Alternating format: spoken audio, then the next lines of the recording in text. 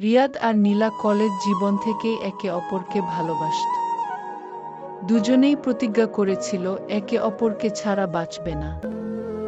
অবশেষে পরিবারের সম্মতিতে তাদের বিয়ে হলো। প্রথম দিকে সবকিছুই ঠিকঠাক ছিল, কিন্তু ধীরে ধীরে ছোট ছোট বিষয় নিয়ে তাদের মধ্যে তিক্ততা আসতে শুরু করল। রিয়াদ ভাবত নীলা আগের মতো রোমান্টিক নেই, আর নীলা ভাবত রিয়াদ এখন আর তার ছোট ছোট আবদারগুলোও মেটাতে চায় না।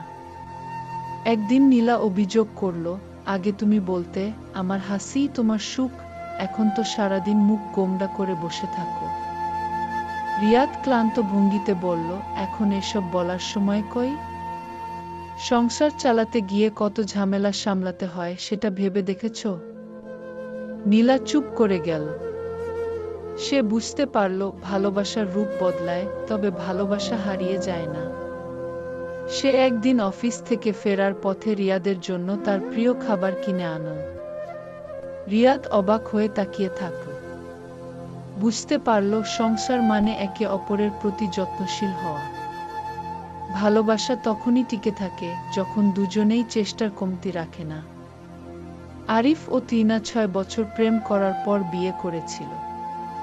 প্রেমের সময় তারা সবসময় একসঙ্গে থাকতে চাইত, মনে হতো পৃথিবীর সব আনন্দ কেবল তাদের জন্যই।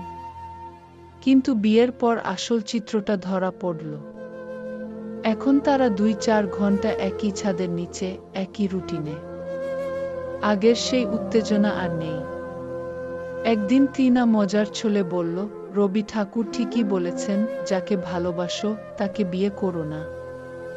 আরিফ মুচকি হেসে বলল, হয়তো তাই, তবে যাকে বিয়ে করেছ তাকে ভালোবাসতে শিখে যাও, তাহলেই জীবন সহজ হয়ে যাবে।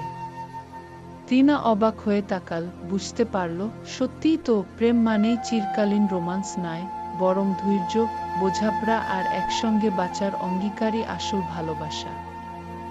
এই গল্পগুলো আমাদের জীবনেরই প্রতিচ্ছবি। প্রেম আর বিবাহিত জীবন এক নয়, কিন্তু দুটোই সুন্দর হতে পারে যদি দুজন মানুষ একে অপরকে বোঝার চেষ্টা করে।